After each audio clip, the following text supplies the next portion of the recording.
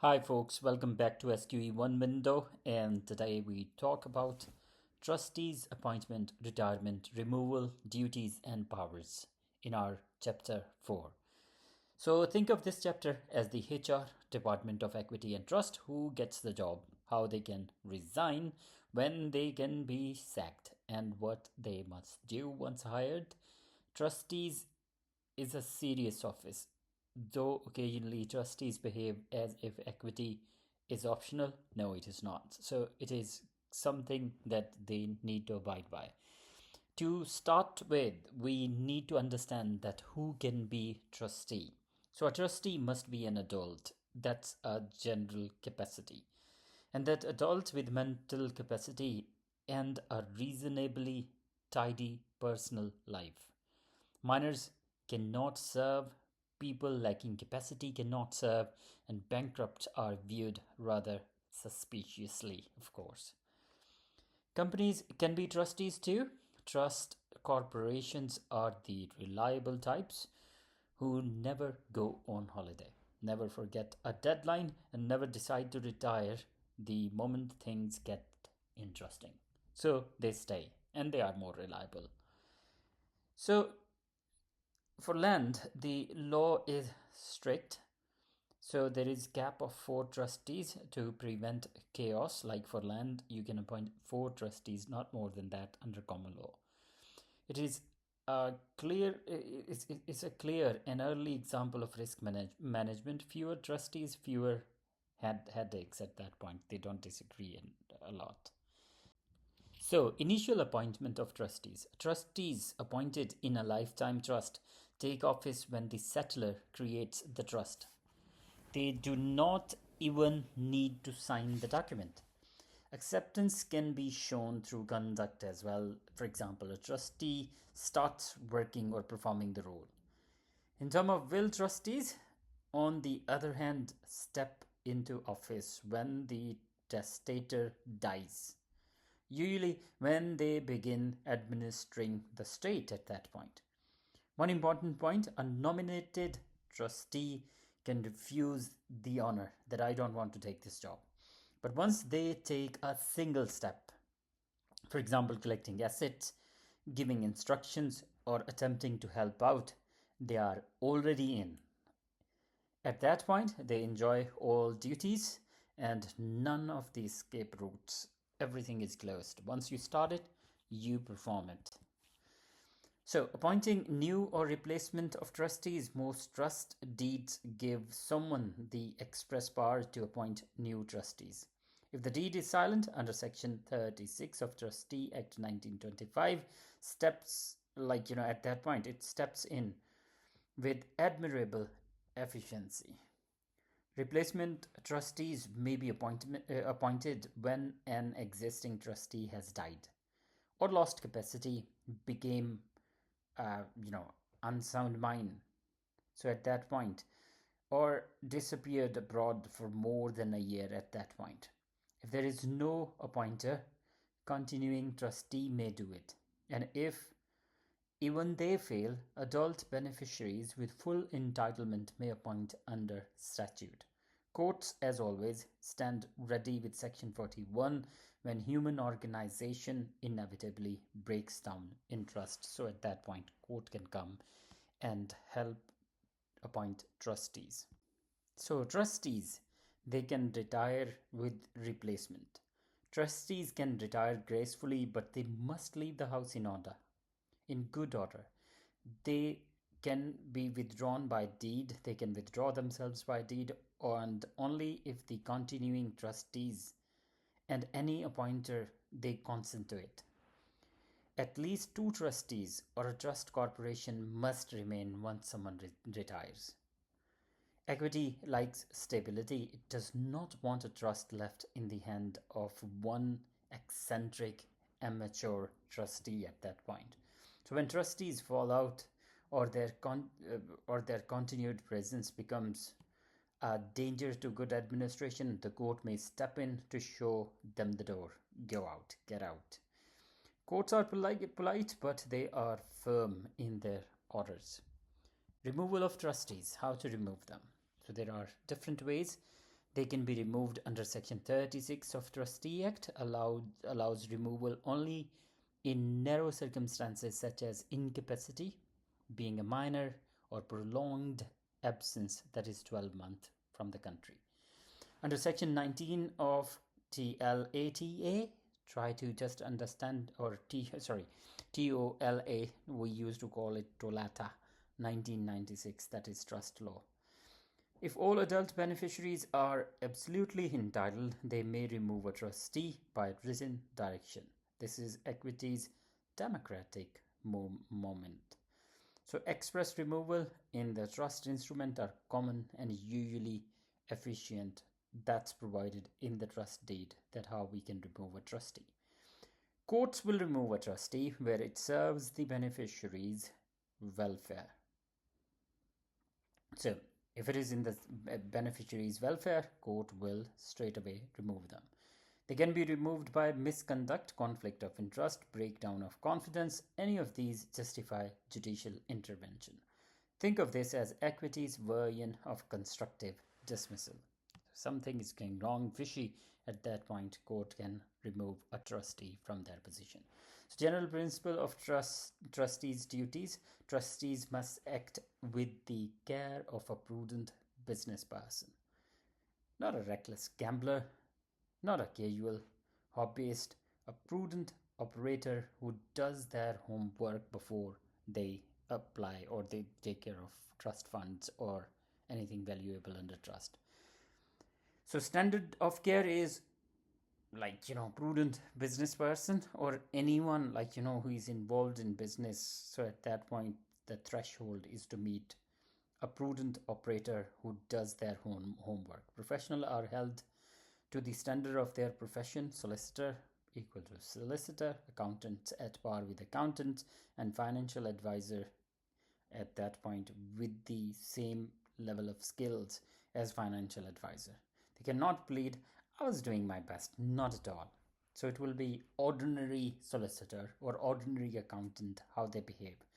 Trustees must act jointly and unanimously unless the trust instrument says otherwise. This is equity's way of forcing teamwork, whether the trustees like each other or not. At that point, they need to work together and they need to follow instructions under trust deed. Duties must be performed, powers must be exercised properly. Once again, I say duties must be performed and powers must be exercised properly. The distinction is subtle but examinable, and it is sometime in exam. So what is duty of care? There is statutory duty of care and there is common law standards of duty of care. The Trustee Act 2000 sets out a modern, sensibly duty in a sensible way, it defines duty of care. Trustees must exercise reasonable care and skill, taking account of their real world abilities. A trustee who claims expertise must live up to it. A trustee who is naturally cautious should remain cautious. The statutory duty apply, particularly to investment, appointment of agents, and insurance decisions and all.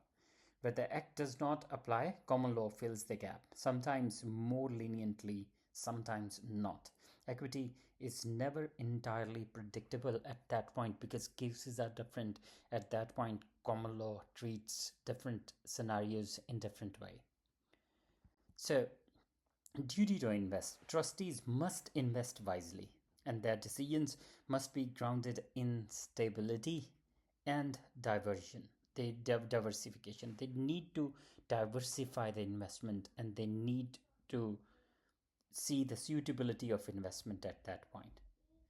So, in other words, do not put the trust fund into a single trendy tech stock because someone on internet recommended it, or just put everything in one bucket. Proper advice must be obtained unless it is plainly unnecessary. Investment must be reviewed regularly, not only every decade, at that point. Regularly mean at periods which justify that you need to just review it by the experts at that point. For example, I get I'm investing in stocks, so I get advice every 6 months, maybe. So, trustees may buy UK land as an investment or for beneficiary occupation, but they must always keep beneficiaries' financial interest at the forefront unless the trust permits otherwise.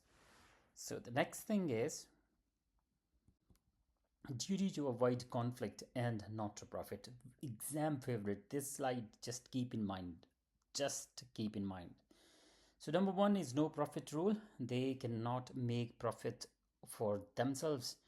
So this is one of the equity's most strict rules. A trustee must not profit from the role. No secret commissions and all. They cannot accept insider deals. No little thank you presents and all.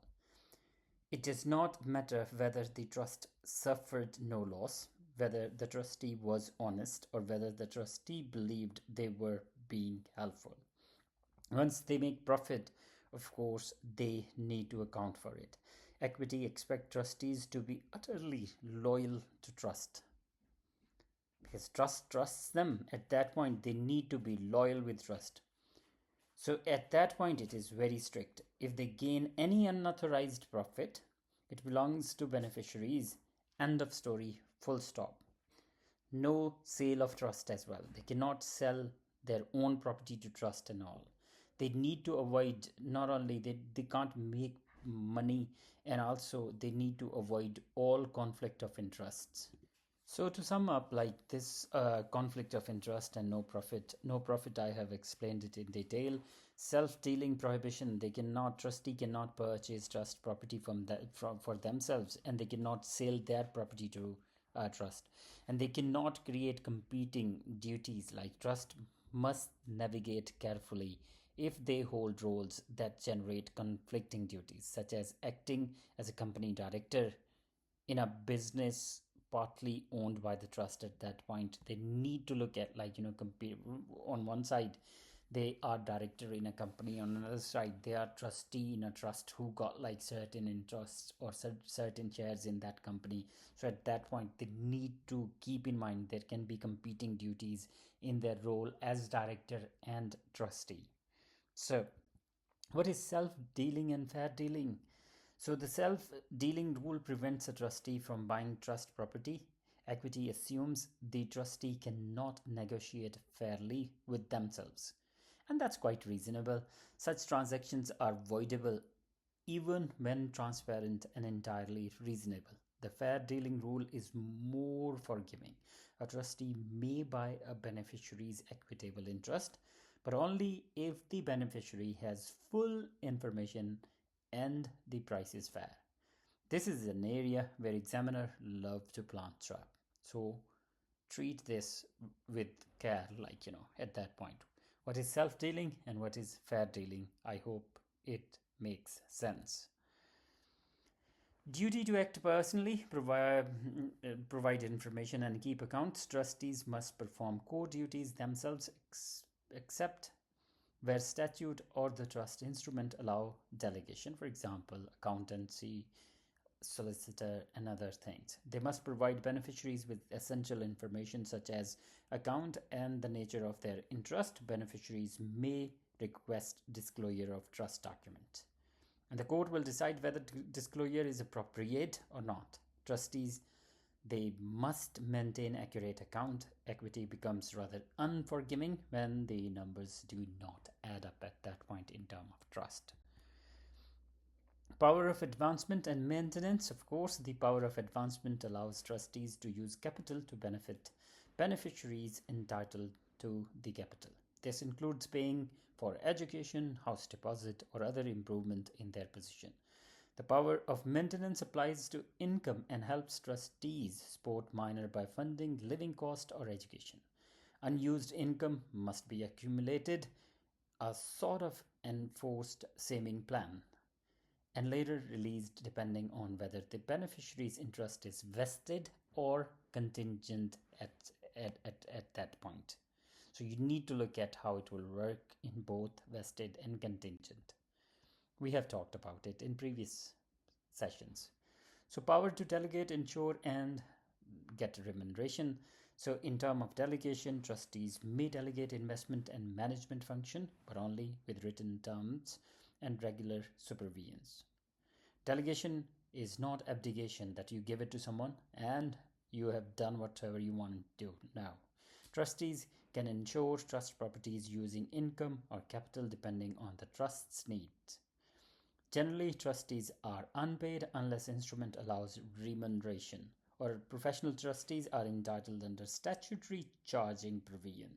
Once again, clarity in drafting saves future conflict of interests. SQE tips and pitfall. Our favorite here is the moment to sharpen your exam instincts. First, never confuse the self-dealing rule with fair dealing rule. They operate very different. Second, know the statutory versus court-based power for appointing, retiring, and removing trustees. Those are two different layers. Third, trustees' investment duties are our favorite SQE theme. Suitability and diversification, a most important part. And proper advice from often appear in scenario-based questions. Fourth, recognize when advancement or maintenance applies, when they can advance money or when they can pay for maintenance, and how it affects vested and contingent interests. Finally, remember the golden rule: duties are mandatory, powers are discretionary, both must be exercised for proper purpose. Equity is watching you.